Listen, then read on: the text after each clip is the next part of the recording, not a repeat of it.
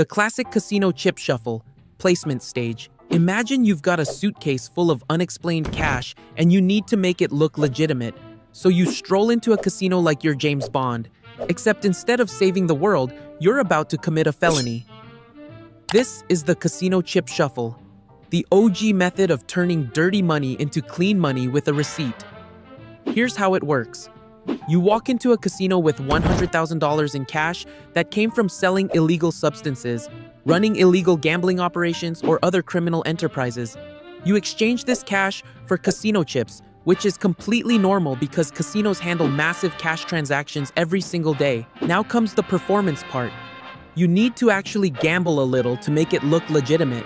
You sit at a blackjack table, play some poker, maybe hit the roulette wheel. You're not trying to win big, you're trying to create the appearance of normal gambling activity. You might even intentionally lose 10 to 15% of your money to make it look more realistic.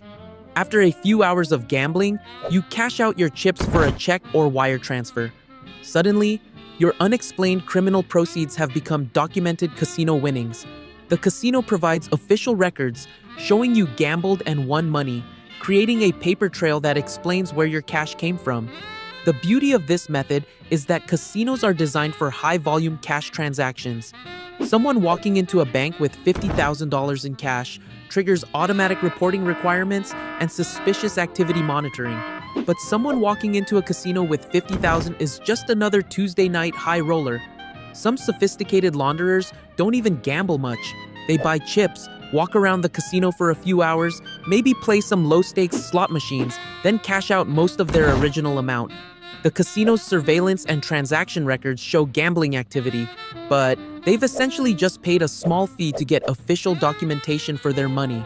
Modern casinos have caught on to this scheme and now have sophisticated anti-money laundering programs. They monitor for customers who exchange large amounts of cash for chips but don't actually gamble much. They're required to file suspicious activity reports for unusual patterns. But back in the day, this was like having a money cleaning service with a neon sign. Smurfing, the ant colony approach. Smurfing gets its name from the little blue cartoon characters because it involves using lots of small actors to accomplish a big task. Instead of making one giant suspicious transaction, you break dirty money into thousands of tiny transactions that individually look completely normal. Banks are legally required to report any cash transaction over $10,000 to the Financial Crimes Enforcement Network. So Smurfs, the people making these small deposits, carefully stay under that threshold. They might deposit $9,500 at Bank of America, $8,000 at Wells Fargo, $7,200 at Chase, and $6,800 at a local credit union. But here's where it gets sophisticated. Good smurfing operations don't just randomly pick amounts under $10,000. They study normal banking patterns and mimic them. They deposit amounts like $3,247 or $5,891, numbers that look like legitimate business deposits or paycheck amounts, not round numbers that might trigger suspicion.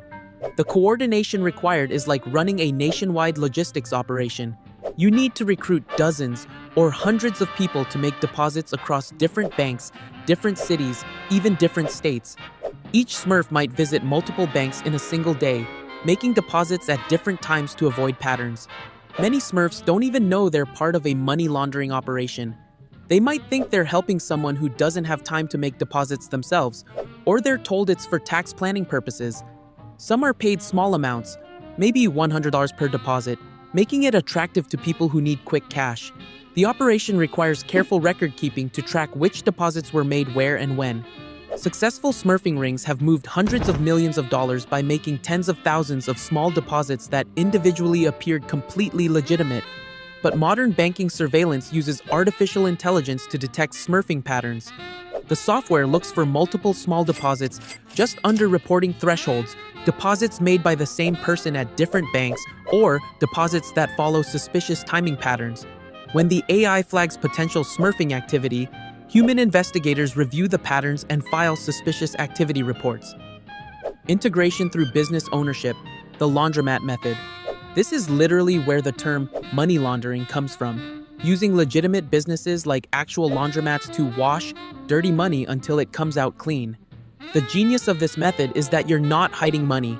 You're hiding it in plain sight by mixing it with legitimate business revenue.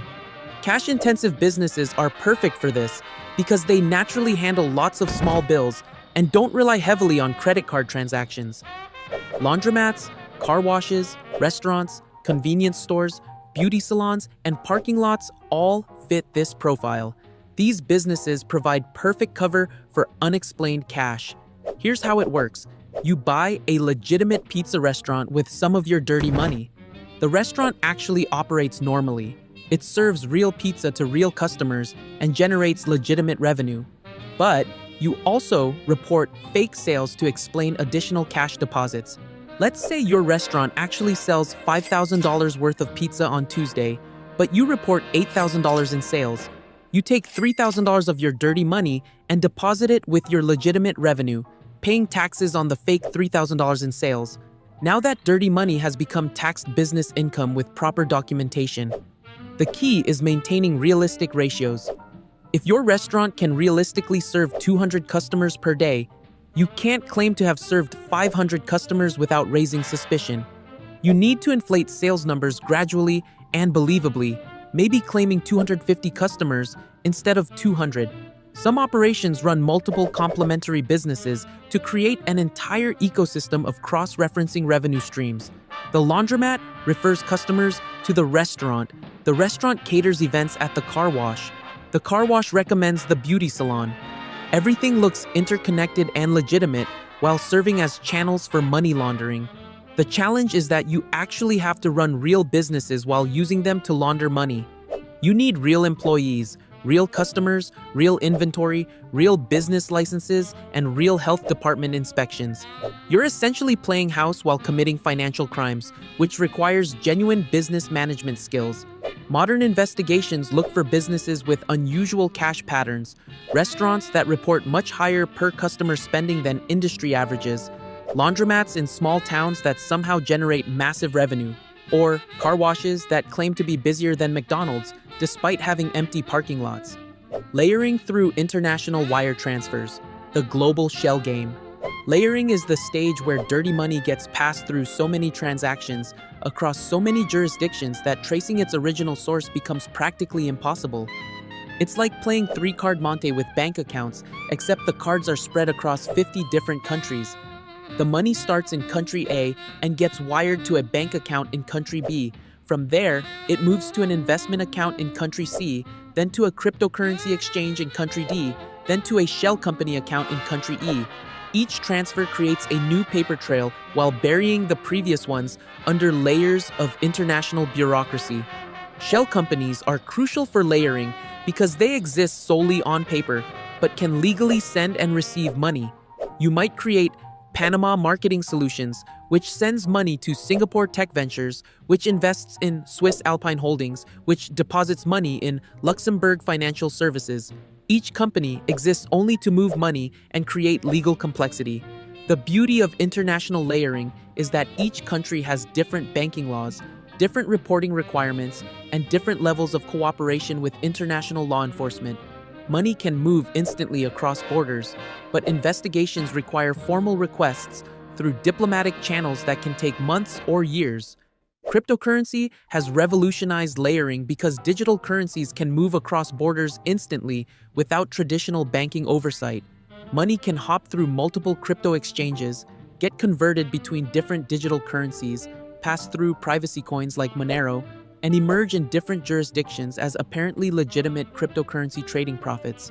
Some layering operations create circular ownership structures where Company A owns Company B, which owns Company C, which owns Company A. This creates ownership loops that make it legally impossible to determine who actually controls the money. Investigators end up chasing their own tails through corporate registrations that lead nowhere. By the time money has moved through 15 different accounts in 8 different countries, each governed by different laws and requiring different types of international cooperation to investigate, most law enforcement agencies simply don't have the resources to trace the complete path. Trade-based laundering, the invoice shuffle. Trade-based money laundering is the most sophisticated method because it hides financial crimes inside legitimate international commerce. Instead of moving money directly, criminals manipulate trade invoices and shipments to transfer value while appearing to conduct normal import-export business. Over-invoicing is the classic technique. Company A in Mexico claims to buy $1 million worth of t-shirts from Company B in China, but the t-shirts are actually worth only $100,000. The extra $900,000 is dirty money being moved internationally disguised as payment for overpriced merchandise. Under-invoicing works in reverse. You export $1 million worth of electronics but only invoice the buyer for $100,000. The buyer pays the invoiced amount through official channels, then pays the remaining $900,000 through unofficial channels, effectively moving money outside the formal banking system. Multiple invoicing involves selling the same goods to multiple buyers, or billing the same buyer multiple times for shipments that were only delivered once. It's like selling the same car to 5 different people while only delivering one car, except instead of cars, you're using shipping containers full of widgets. Phantom shipments take this further, invoicing for goods that don't exist at all. Company A claims to buy $2 million worth of consulting services from Company B, but no services are actually provided. The payment is just money movement disguised as international trade. The genius of trade-based laundering is that international commerce is so complex and voluminous that fake transactions blend seamlessly with legitimate trade. Customs officials can't physically inspect every shipment or verify the actual value of every invoice. They rely on documentation that criminals can easily falsify. Some operations use legitimate businesses as unwitting accomplices. A real importing company might receive slightly overpriced goods without realizing they're participating in money laundering. They think they're just paying market rates for products, not knowing that part of their payment is cleaning someone else's criminal proceeds. Hawala networks often facilitate trade-based laundering by providing unofficial money transfer services that operate parallel to formal banking systems.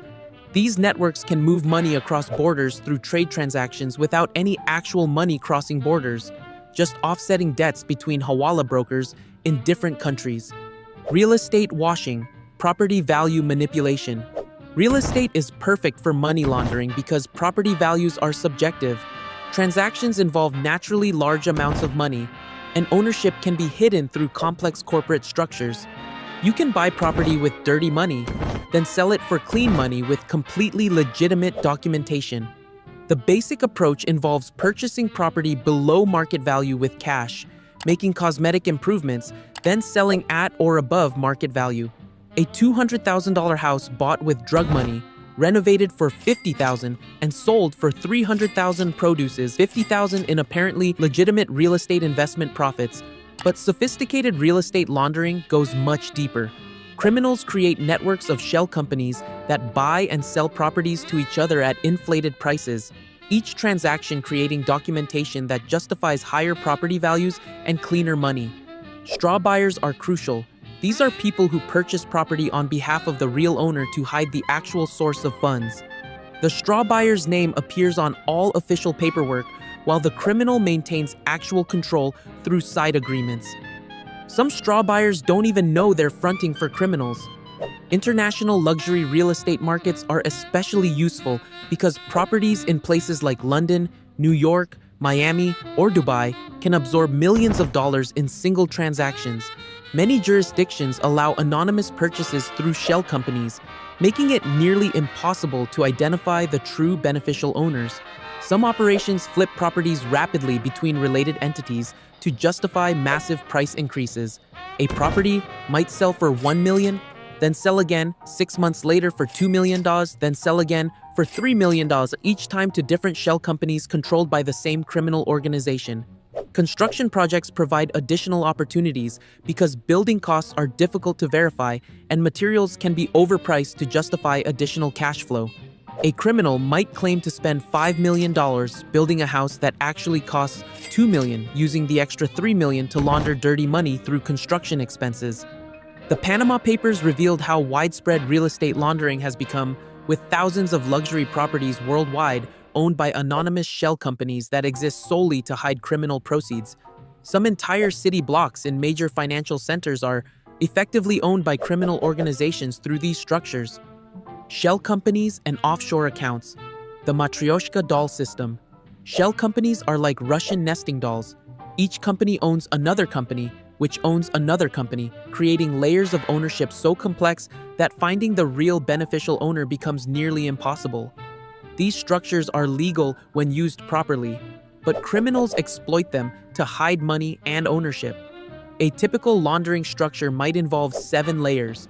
Company A in the Cayman Islands owns Company B in Panama, which owns Company C in Switzerland, which owns Company D in Singapore, which owns Company E in Luxembourg, which owns Company F in Dubai, which finally owns the bank account holding the laundered money. Each layer adds legal complexity and jurisdictional barriers. Investigating Company F requires cooperation from Dubai authorities. Investigating Company E requires cooperation from Luxembourg authorities. By the time investigators work through all 7 layers, they need cooperation from 7 different countries, each with different laws and different levels of willingness to assist foreign investigations. These shell companies often have legitimate-sounding names and minimal business activity, just enough to maintain legal existence while serving as money-moving vehicles. Global financial solutions, international trade partners, strategic investment holdings. Names that sound professional, but reveal nothing about actual business activities. Some structures create circular ownership where companies own each other in loops that make ultimate ownership determination mathematically impossible. Company A owns Company B, which owns Company C, which owns Company A. Who really controls the money? Even sophisticated forensic accounting can't answer that question. Offshore banking havens facilitate these structures by offering strict banking secrecy laws, minimal reporting requirements, and legal frameworks specifically designed to hide beneficial ownership. Money can sit in these accounts indefinitely, while appearing completely legitimate to any casual inquiry. The most sophisticated operations change ownership structures regularly, transferring assets between different shell companies in different jurisdictions to stay ahead of any potential investigations.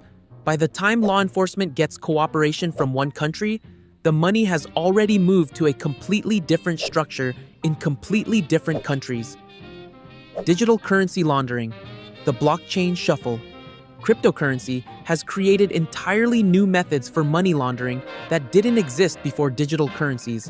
While blockchain transactions are theoretically traceable, the pseudonymous nature of crypto addresses and the global nature of digital currency markets make tracing extremely difficult in practice. The basic approach involves converting dirty fiat money into cryptocurrency, then moving it through multiple digital currency exchanges and wallet addresses to obscure the trail. Each transaction creates a new blockchain record, but these records only show wallet addresses, not the real-world identities behind them. Privacy coins like Monero, Zcash, and Dash are specifically designed to hide transaction details, making them popular for laundering operations. Money can enter the crypto ecosystem through Bitcoin, get converted to Monero to hide the trail, then converted back to Bitcoin or other currencies to exit the system. Crypto mixing services, also called tumblers, take this further by pooling together cryptocurrency from multiple users and redistributing it to different addresses, making it nearly impossible to trace which input corresponds to which output. It's like putting all the money in a giant digital blender. Decentralized exchanges operate without traditional know-your-customer requirements, allowing users to trade cryptocurrencies without providing identification. Money can move between different digital currencies without creating traditional financial records that link transactions to real people.